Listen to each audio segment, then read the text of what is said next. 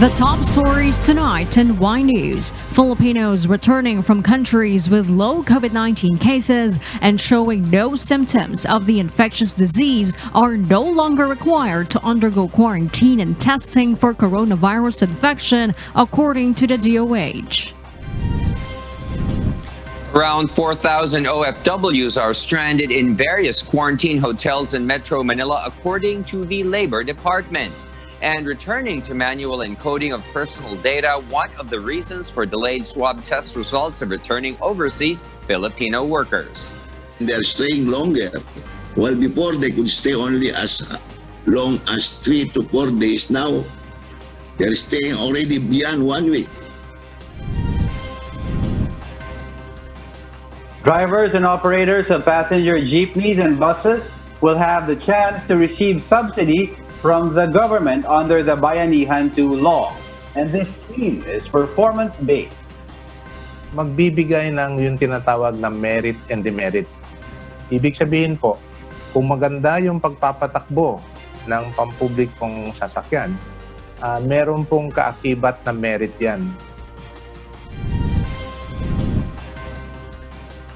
A private organization installs modern and natural air purifiers in a health center in the city of Manila. Now, the Manila City Health Office plans to install air purifiers in other health centers.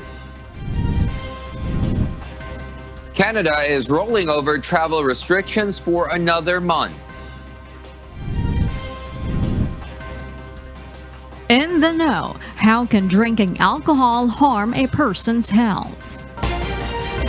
Good evening, Philippines and the world. Today is Tuesday, October 20, 2020. I am Jorlene Delgado. Join us in the next hour as we deliver today's top stories around the country and in other parts of the world. I'm Angelo Castro III. We are also seen in 1,935 satellite monitoring centers nationwide and via live streaming worldwide through the UNTV News and Rescue social media accounts and our website, untvweb.com. I am William Theo.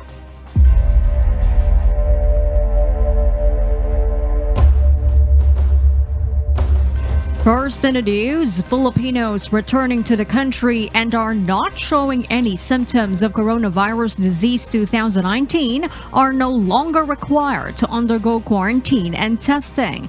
Our health correspondent, Aiko Miguel, details why. Based on the classification of the World Health Organization, returning Filipinos coming from countries with low to medium prevalence of COVID-19 cases are not required to undergo quarantine and testing. In the omnibus guidelines that we have just issued out, it was stated there that for returning overseas Filipinos, kapag ka sila ay manggagaling sa low to mid prevalence, meron pong pinapalabas ang WHO na classification regularly on the different prevalence levels of each country. Makikita po natin. According to Health Undersecretary Maria Rosario Vergere, this development is part of their updated protocols. So ang sabi namin dyan, for those low to medium prevalence countries na may COVID-19, maaari na kapag dumating ang mga OFWs dito, maaari nang hindi na muna i-test, maaari namang sila ay magkaroon lang ng mag-comply ng minimum health standards. They can go back to their provinces. Now, upon arrival in their provinces, returning Filipinos must continue to responsibly observe the minimum health standards and symptoms monitoring. The local government units will have to monitor their conditions and test them if needed. Also, according to the DOH, it is part of the local government's mandate to screen individuals entering their jurisdictions to be sure no COVID-19 carriers and spreaders could enter their areas.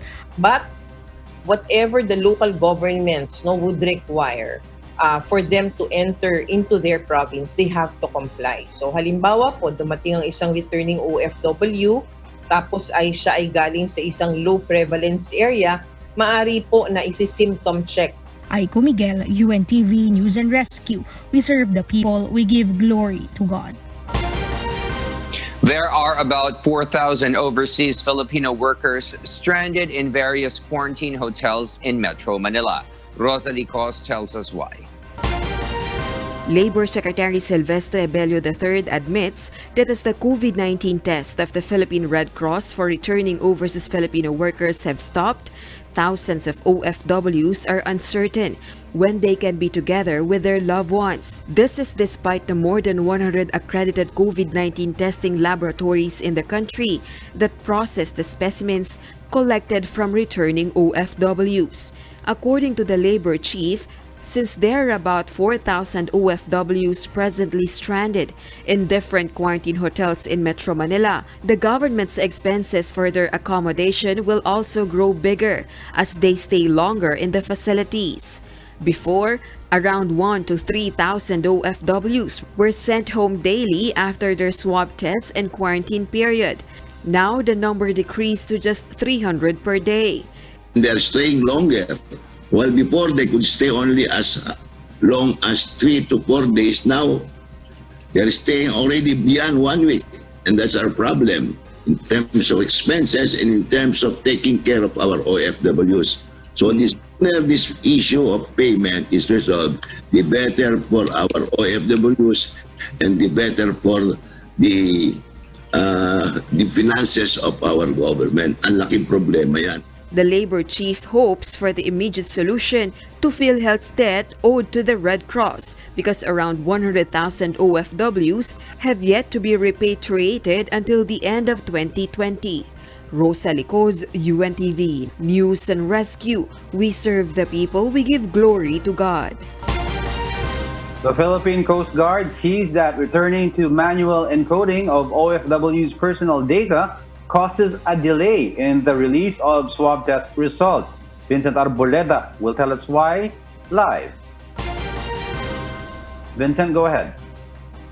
Diego, the Philippine Red Cross's decision to stop conducting swab tests due to PhilHealth's arrears worth 930 million pesos has forced the Philippine Coast Guard to return to manual encoding of personal data of returning overseas Filipino workers. And this process will delay the release of swab test results to 5 days from what used to be just 1 day for the process of encoding data. So pagdating po sa airport, katulad ng dati, imbis na CIF po na pinipilapan bago po dumating dito, yung sa website ng Red Cross, ngayon po ini-interview namin isa-isa yung mga OFW at kinukunan ng background. At pagkatapos po nun, kinukunan ng swab test, maging yung po dati na mga specimen po ay nilalagyan na rin po ng manual na pangalan at kung kailan na swab, hindi katulad dati na barcode. Malacanang says the facilities of Red Cross account to a quarter of the country's testing capacity, including the swab testing for OFWs. The PCG is asking for cooperation and patience from OFWs as they are now finding ways to fast-track the process. PCG spokesperson Commodore Armando Balilo says they have already coordinated with 12 hospitals that will process the RT-PCR tests for returning OFWs. Magiging capacity po sa isang araw po, kaya po ng mga 4,000 hanggang 4,500 po na testing.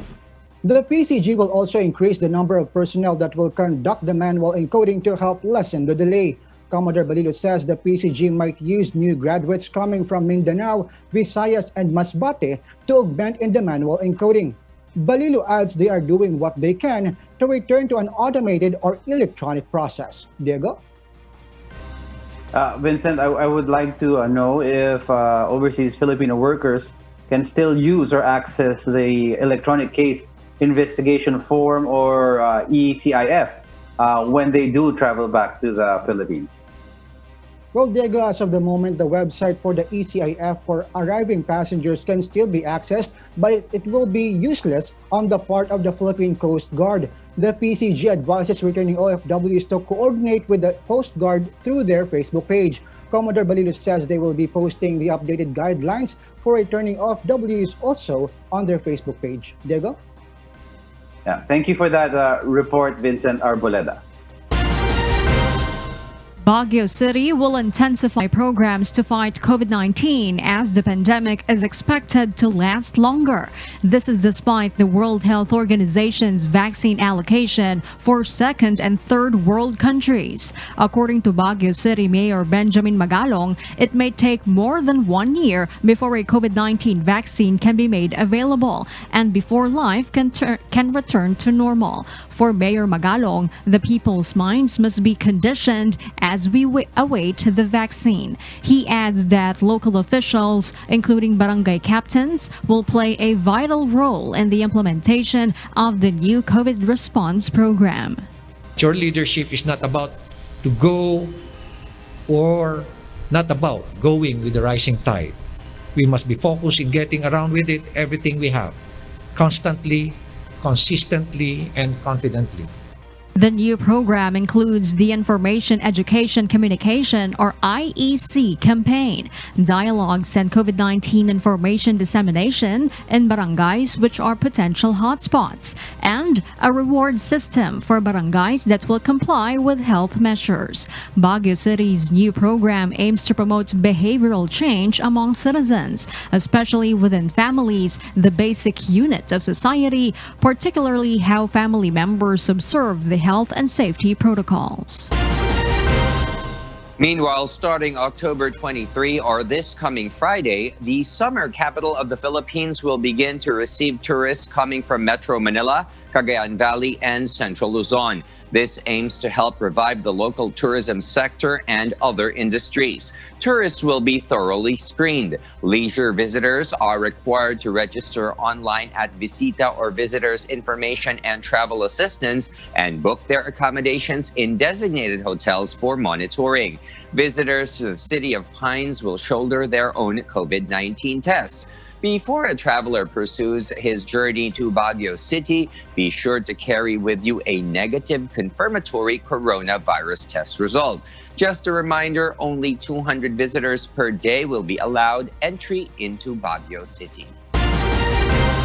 President Rodrigo Duterte assures that the government will pay what it owes to the Philippine Red Cross for COVID-19 testing. Rosalie Cos explains why. Malacanang believes that 50% of the more than 930 million pesos owed to the Philippine Red Cross will be settled as soon as possible. We hope to settle at least 50% of that amount as soon as possible, and the rest also within a reasonable time. The arrears came from reverse transcription polymerase chain reaction or RT-PCR testing for coronavirus infection. According to President Rodrigo Duterte, the government will present its plan to the Commission on Audit and will look for funds through the Department of Budget and Management. The chief executive made the statement during his public address last night. Itong Red Cross, huwag kang mag-alala, mabayaran to. They're just looking for a way to present the solution to COA pati sa budget. Do not worry, we will pay. It will take time, but we will pay. We will look for the money. The presidents reiterated that the government's priorities amid the pandemic are providing medical attention to the Filipinos and procuring medical equipment. The president also believes the PRC will understand the government's position through its chairman, Senator Richard Gordon. But I do not think Senator Gordon would have in his mind to stop the help. They would continue. But what I'm really trying to say is we will pay. Sabihin ko kay Senator Gordon, because he heads the Red Cross, na babayaran ko to. The government has assured the public that the COVID-19 testing in the country will not be affected by the debts owed to the PRC. Specimens from returning overseas Filipino workers as well as from frontliners, which used to be accommodated by the Philippine Red Cross, will now be sent to more than 100 accredited COVID-19 testing laboratories in the country for processing. Rosalie Cos, UNTV News and Rescue. We serve the people, we give glory to God. Meanwhile, the country's Department of Health says that 1,640 new cases were reported today, raising the total confirmed cases of coronavirus infection in the Philippines to 360,775. That's the 20th largest caseload globally, next to Indonesia's more than 368,000 total confirmed cases. Both Cavite and Quezon City recorded 86 new coronavirus cases, the highest among provinces and highly urbanized cities in the country. The total active cases increased by more than 1,000 from yesterday, now at 43,443. Of that number, 83.0% are in mild condition and 11.6% are asymptomatic. A total of more than 4 million individuals have been tested nationwide. We have lost 17 more patients. But through our fervent prayers, medical interventions, and sacrifices of our medical frontliners, 369 more people have won their battle against the invisible enemy. That brings the total recoveries nationwide to 310,642. That's 86.1% of the country's total confirmed coronavirus cases and the 14th most number of recoveries among countries hit by the pandemic. Thanks be to God. Let's now take a closer look at the updated count of coronavirus cases around the world. The COVID-19 pandemic has now reached a total of over 40.4 million confirmed cases in 189 countries, regions, and sovereignties. That's after more than 338,000 additional cases have been reported in various countries since yesterday. The fast-spreading disease has claimed over 1.11 million lives, including more than 4,500 new death cases, while up to 27.7 million patients across the globe have recovered from the new coronavirus infection. As of today, India has the most recoveries with over 6.7 million.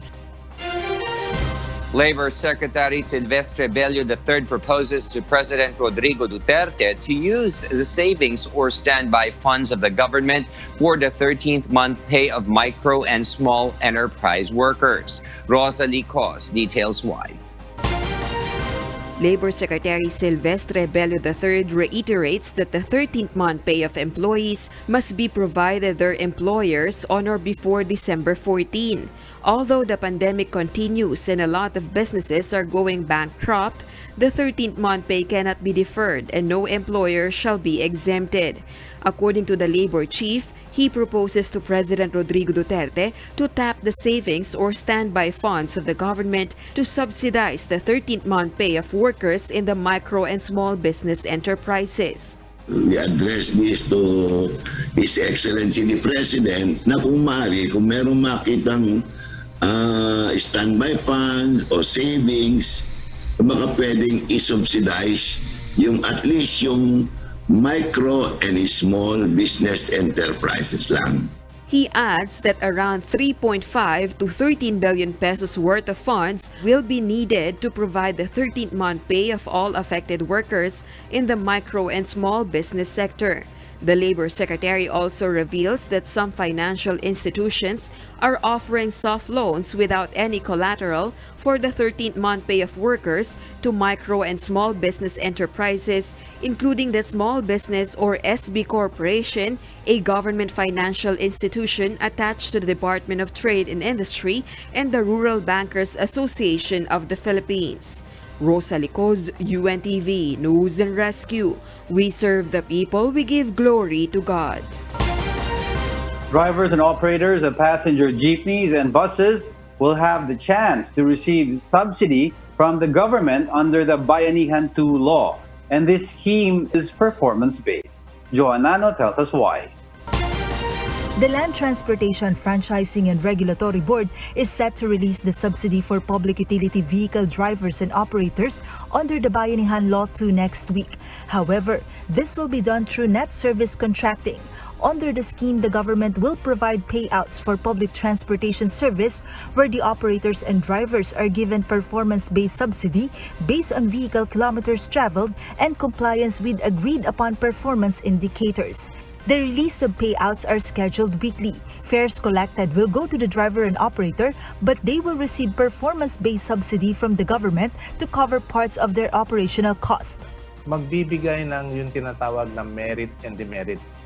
Ibig sabihin po, kung maganda yung pagpapatakbo ng pampublikong sasakyan, meron pong kaakibat na merit yan.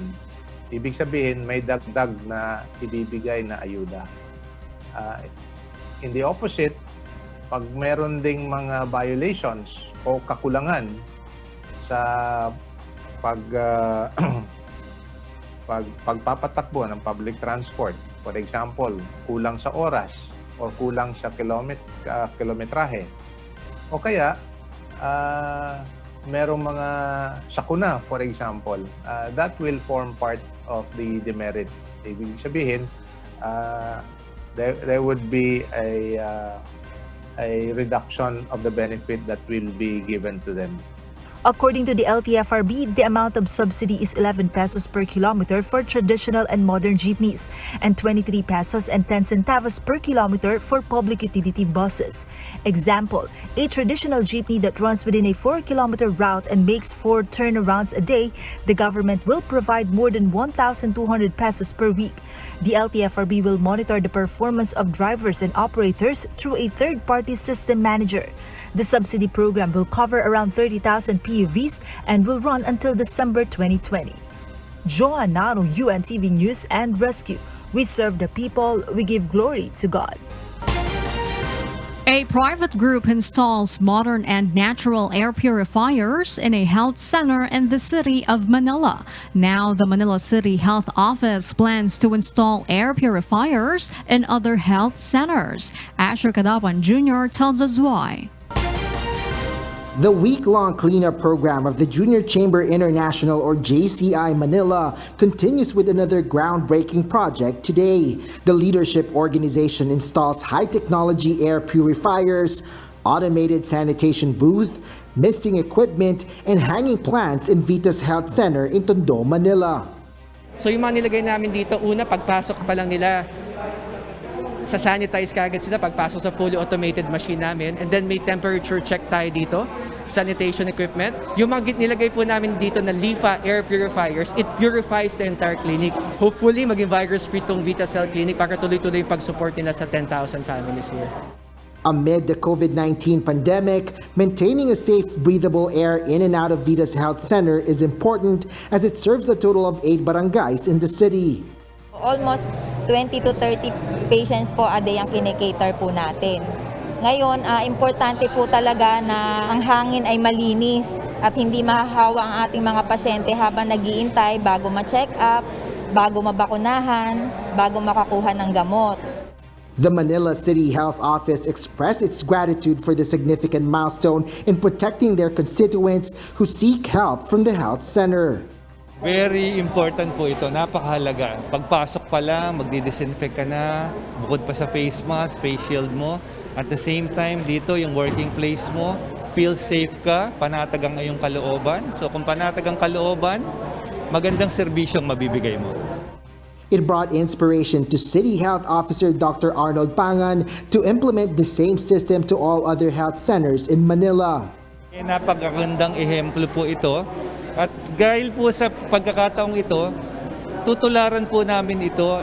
Hihingi po kami ng tulong sa ating po mga LRA, ibang mga government agencies, sa ating pong mga private corporations para po lahat po sana ng ating mga health centers dito sa City of Manila ay maging ganito.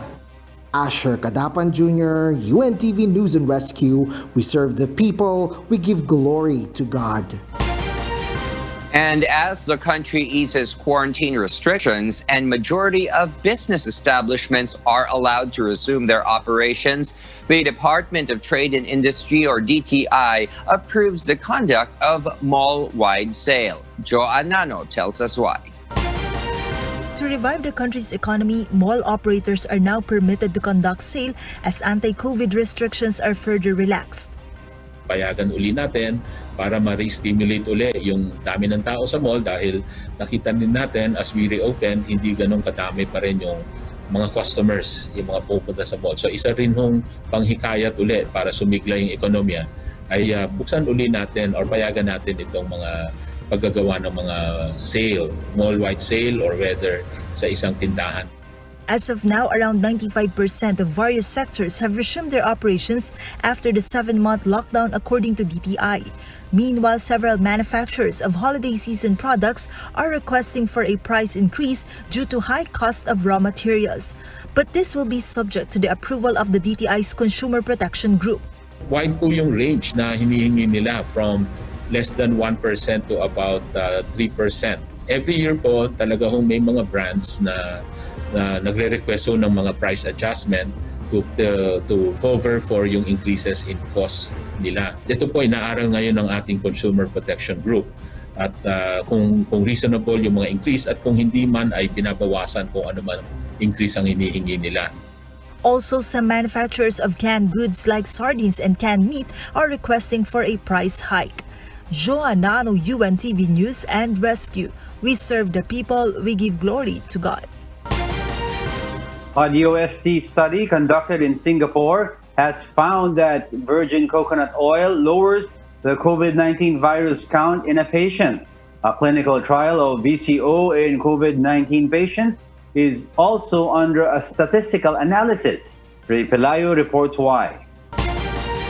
The COVID-19 virus count is reduced by 60 to 90% when subjected to in vitro clinical trial of derivatives of virgin coconut oil.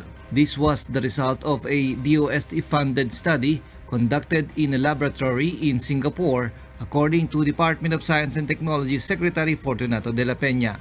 Number one, nakakababa ng virus count yung pagpapareact with the derivatives of coconut oil. Number two ay meron siyang parang ability to preserve the cell that is being attacked by the virus. And number three, it has the ability also to so-called regulate the generation of antibodies.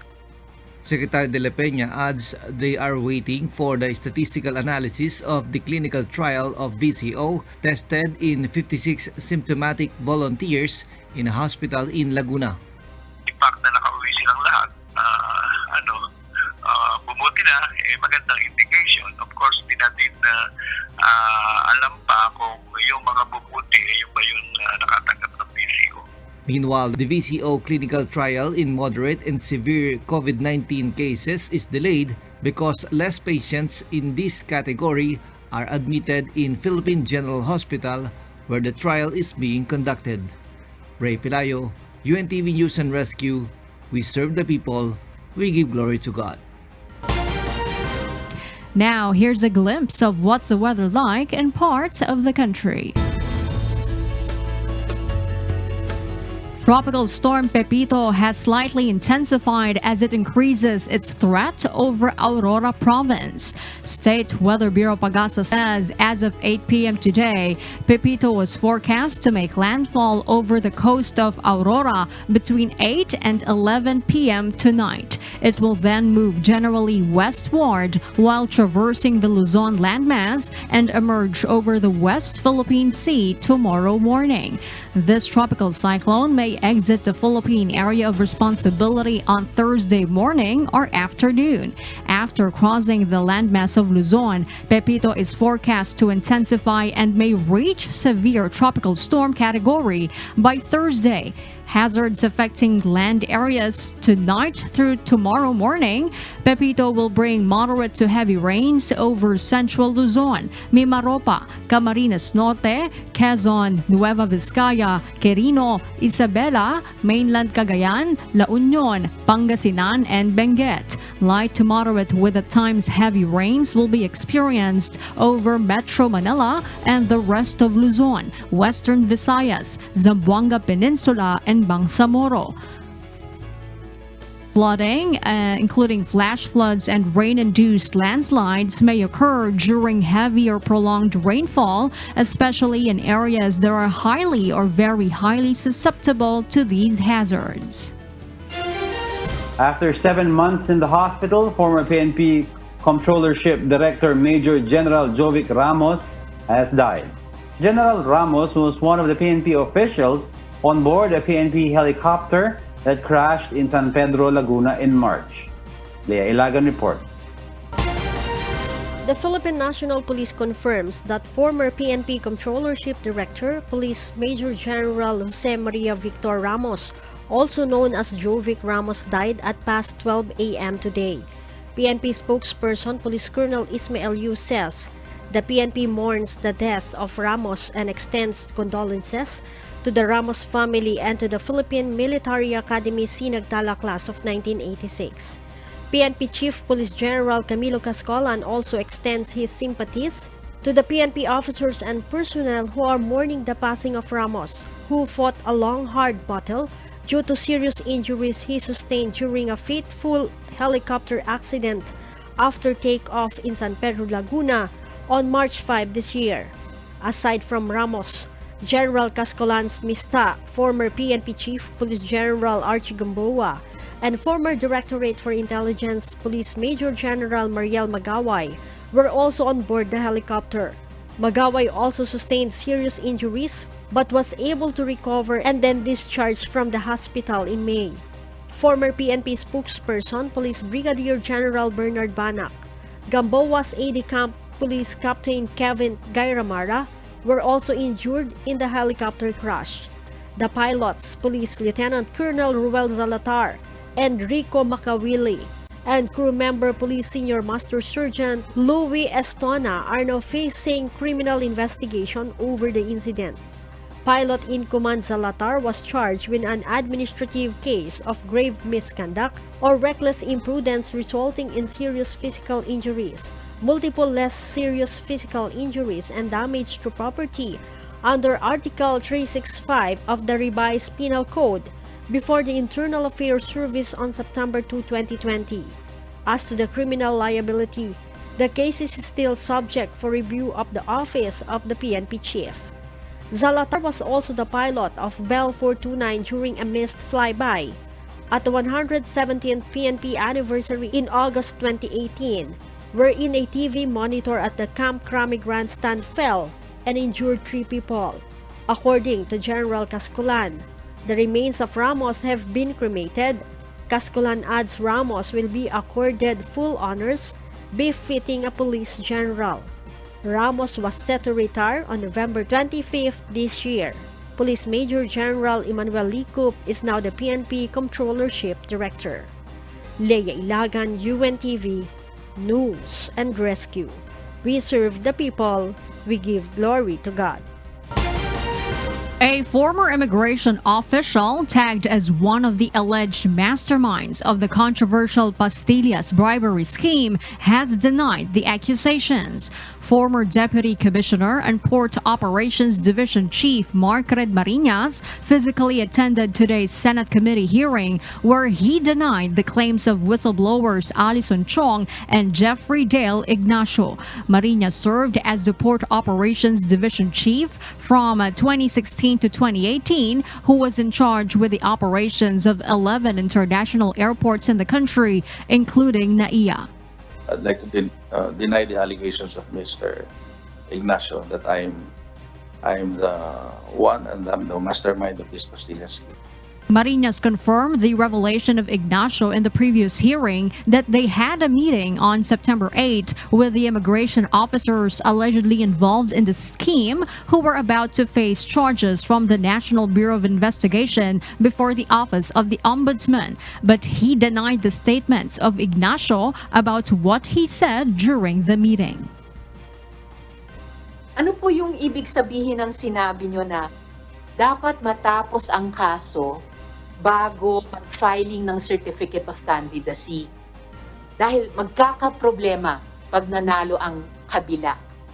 Sino yung tinutukoy niyong kabila? Mr. Marinas, wala pong halong politika ang investigasyong ito. Marami po kaming pinag-usapan doon sa aming meeting. And I do not recall mentioning that before election or kabila.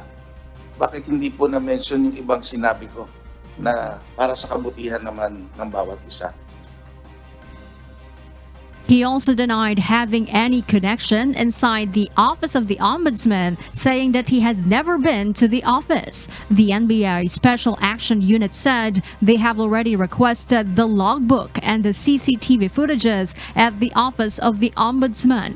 Marinas also denied that he is set to help the involved immigration officers in paying for their exclusion from the cases. He adds during his stint as the Port Operations Division Chief, he already found some irregularities and illegal acts to earn more, such as escorting and providing VIP treatment. Committee Chair Senator Risa Hontiveros said whether or not Marinas was aware of the Pastilla scheme, he still had a command responsibility. The senator believes 30 to 40 billion pesos in kickbacks from visa upon arrival or VOA and Pastilla scheme have been pocketed by the alleged masterminds. According to the senator, the alleged irregularity in the issuance of VOA has led to the uncontrolled influx of Chinese nationals in the country. During the hearing, it was found out that from May 2019 to January 2020, over 112,000 VUAs were issued to Chinese nationals, while since 2017, Hontiveros cited that about 4 million Chinese nationals have entered the country. 3 million of them are believed to have paid the extra 10,000 peso service fee in the Pastilla scam to enter the country easily. The senator added that the NBI will also investigate the implementation of the visa upon arrival system, which was suspended in January following the coronavirus outbreak. And for the news abroad, here's Stephanie C. reporting live from Hong Kong. Thank you, William. Canada is rolling over travel restrictions for another month. Prime Minister Justin Trudeau confirmed via Twitter on Monday that the Canada-US border will be closed to non-essential travel until November 21. Essential travel includes trade shipments through railways, truckers transporting essential goods, as well as people crossing the border to carry out essential work. Travelers seeking entry into Canada from the U.S. will be turned away at the border if they are coming for tourism, shopping, or entertainment. People can come to Canada for compassionate reasons, such as for a funeral, to be present during the last moments of life for a loved one, or provide medical support. The USA still has the highest total number of coronavirus cases in the world, reporting over 8 million cases. Canada, on the other hand, has reported nearly 200,000 cases. The first plane that landed in Australia from New Zealand, based on the Trans-Tasman Agreement between the two countries, has caused confusion to the travel safe zone limitation for travelers. One of our correspondents in New South Wales, Australia, Early Briones, will tell us why live. Early? Stephanie, the states of Victoria, Western Australia and South Australia, as well as Tasmania, were caught by surprise when some travelers from New Zealand were found to have traveled domestically from Sydney to different states of Australia.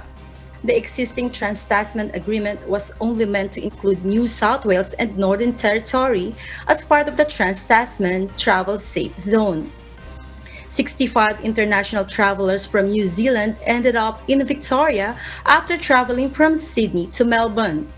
25 travelers were found to be in Western Australia, 5 others in South Australia, while 6 more were found in Tasmania.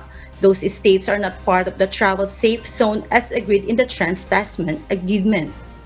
On Monday, Border Force Commissioner Michael Ottram said that the bubble stops at the international terminal, and further said that New Zealand travelers are free to move around the country but subject to each state's law and current restrictions. According to Australia Deputy Prime Minister Michael McCormack, The Trans-Tasman Agreement means quarantine-free for New Zealand travelers going to the country. The first plane from the Trans-Tasman Agreement landed in Australia on Friday, October 16. Stephanie? Earl, what was the reaction of the state leaders when they found out about those unexpected travelers from New Zealand, and can you please let us know how each of those states handled the situation? Stephanie, all state leaders were very surprised, and some of them got even angry of what has happened. Victoria, South and Western Australia and Tasmania did not sign up for the Trans-Tasman Agreement and wished to be excluded from it. But since the travelers were already in the different states, they were forced to track down each of them. Victoria Premier Daniel Andrews confirmed that Victoria was able to track 55 passengers and still have 10 more to track so they can be informed of the current restrictions. Except for Victoria, all the passengers found in South Australia, Western Australia and Tasmania are now undergoing hotel quarantine. Stephanie? All right, Earl, thank you for those updates. You stay safe there in New South Wales.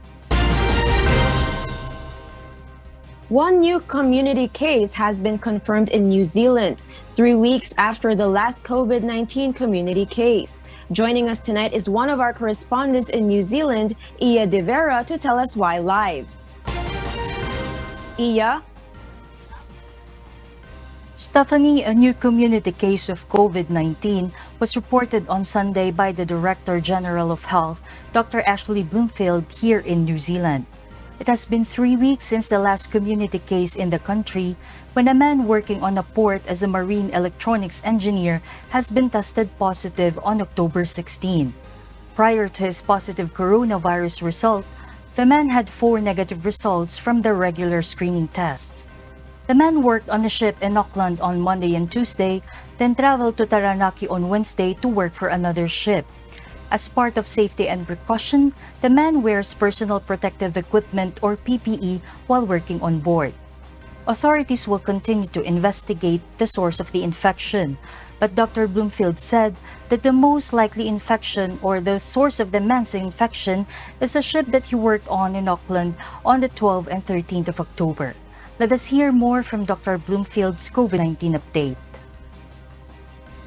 That ship had travelled from Brisbane to Tauranga and then on to Auckland, where 8 crew joined it from the Philippines on the 13th of October, and 4 of the crew that had been on board since March departed New Zealand at that time too. We also planned to test the New Zealand-based crew of another ship that the man worked on prior to working on that ship, so a few days earlier. The ship from the port of Auckland is now traveling to Brisbane. New Zealand health authorities are working closely to other ports and colleagues for follow-up and if other crew members are asymptomatic or has been tested. Dr. Bloomfield announced that the genome sequencing result is out. He confirmed that the infection of the man is a new strain of coronavirus and has not been seen before in New Zealand. He also mentioned that this is not linked to the August outbreak in Auckland City, nor linked to existing COVID cases in the country. Stephanie? Iya, Dr. Bloomfield mentioned in his update that there are 8 crew members from the Philippines. Did they undergo the process of managed isolation prior to boarding the ship? And what is the latest COVID update in New Zealand? Stephanie, the Director General of Health, said that those 8 Filipino crew members were in a managed isolation facility in Auckland while waiting to be transferred to the ship. The crew members stayed there for 2 to 4 days, and the process of transferring the crews from the airport to the ship has been carefully managed. Today, it was reported that 11 international fishermen tested positive on day 3 of routine testing, and 14 are under investigation. The group were staying in a managed isolation facility in Christchurch, and the said facility is currently on a lockdown. As of today, there are 33 active cases in the country, 32 of which are imported cases, while 1 is from the community. Stephanie? All right, Iya, thank you for that update live from New Zealand. U.S. President Donald Trump's supporters appear en masse during his series of rallies starting last week. Sonny Cos from California will tell us why. We are winning right now and they know it. So get off this phone and work your asses off. This is just part of U.S. President Donald Trump's pep talk to his campaign staff yesterday, a big difference from his campaign speech last week in Georgia when he quipped of a possible loss to his rival Joe Biden. In his latest campaign rally today in Tucson and Prescott, Arizona, thousands attended the event. The same large crowds were seen in other events of his series of campaign rallies since last week at Florida, Pennsylvania, Iowa, North Carolina, Georgia, Michigan, Wisconsin, Nevada, and a drive-by in California. Trump, on his speech Monday night in Arizona, commented about the crowd, asking how Biden could be ahead in polls in the state when crowds were the size that he was seeing at the event, referring to the latest polls in Arizona where Biden leads him by 3 points. Current national even battleground states polls show that former Vice President Joe Biden leads Trump. In his second rally on Monday in Tucson, Arizona, lines were up to more than a mile long and those who weren't able to enter watched on large screen outside. He spoke about his support for the Second Amendment, how Americans are tired of talking about COVID-19, and how he is feeling great since he was declared negative from the infectious disease. According to both Republican and Democrat campaigns, the early voting and mail-in voting showed a wave of Democratic votes where a record 23 million Americans already participated. But the past few days provided the Republicans a sudden surge of new voters registration nationwide, including battleground states, and the party expects the president's supporters voting on November 3 in person would be enough to turn back the tide in favor of Trump. The president will still be hosting 2 more rallies in Pennsylvania and North Carolina this week. Then he will join Biden in the final presidential debate on Thursday. Sonny Cos, UNTV News and Rescue, USA. We serve the people. We give glory to God. Australia accepts India's invitation to participate in the naval exercises called Exercise Malabar 2020 that will take place next month. Maeve and Doug will join us tonight from Australia to tell us why live. Maeve? Stephanie, Australia's Defence Minister Linda Reynolds has confirmed that Australia will participate in Exercise Malabar 2020 next month with an eye on China as diplomatic tensions arise. As stated in a media release by the Press Information Bureau of India, the naval drill will be held in the Bay of Bengal and the Arabian Sea this year, which also involves the United States, Japan, and India. India's former naval spokesman, Captain D.K. Sharma, said that Australia's return has been long awaited since its last participation from 2007. According to the Minister of Foreign Affairs and Minister for Women, Senator Maris Payne, Exercise Malabar 2020 is also an important step for Australia to deepen its relationship with India. Australia's decision also comes after the Quad's meeting in Tokyo this month, where Australia, the US, Japan, and India tackled their deteriorating connections with China. Here's what Senator Maris Payne said in the Quad meeting in Tokyo. This important step in the continuing evolution of the Quad signals our steadfast commitment to working together to promote an open, inclusive and resilient Indo-Pacific. The Quad has a positive agenda. It's a diplomatic network that assists us as democracies to align ourselves in support of shared interests. Meanwhile, Senator Reynolds traveled to Japan yesterday and met the Japanese Defense Minister, Mr. Kishi Nobuo, with an aim to strengthen the Japan-Australia special strategic relationship and share their views on regional affairs and serious concerns about the recent military incidents in the East China Sea, the South China Sea, and North Korea. Stephanie? Thank you, Maeve and Doug, for those updates. And those are the reasons behind the news here in Hong Kong and in other parts of the globe. Back to you, William. Thank you, Stephanie C., reporting live from Hong Kong.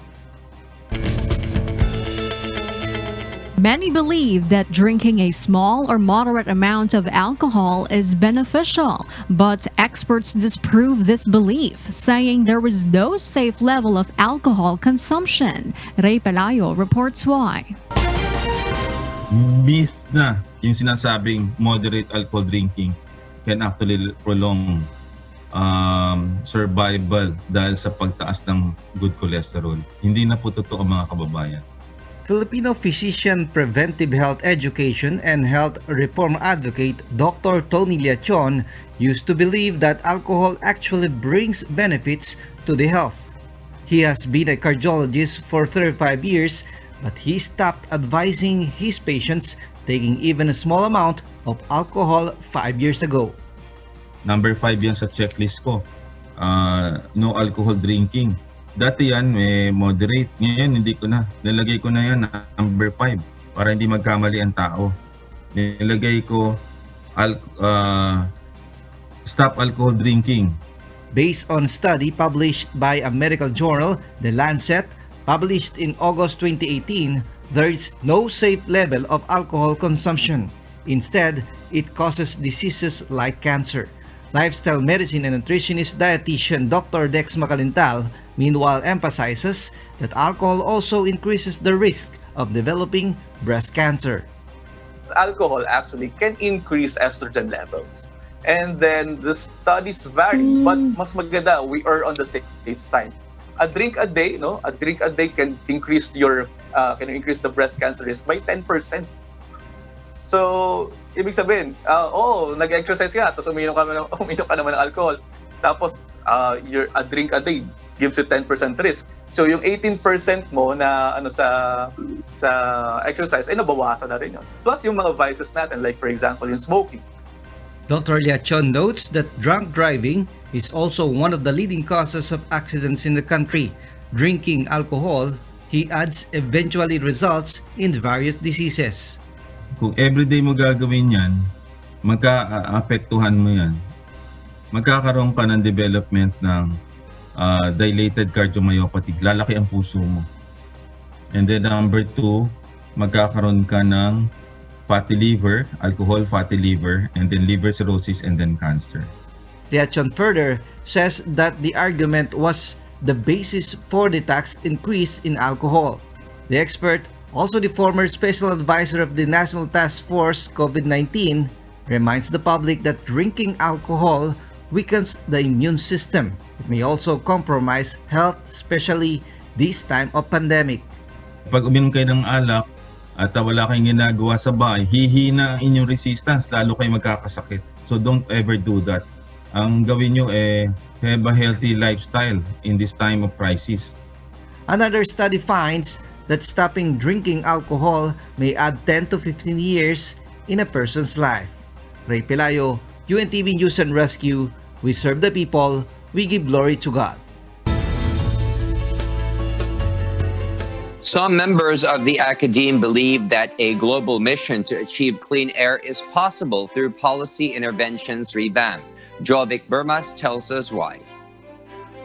While air pollution is considered the world's largest environmental threat to human health, where million cases of premature deaths are associated every year, experts are hopeful that clean air for all can still be achieved.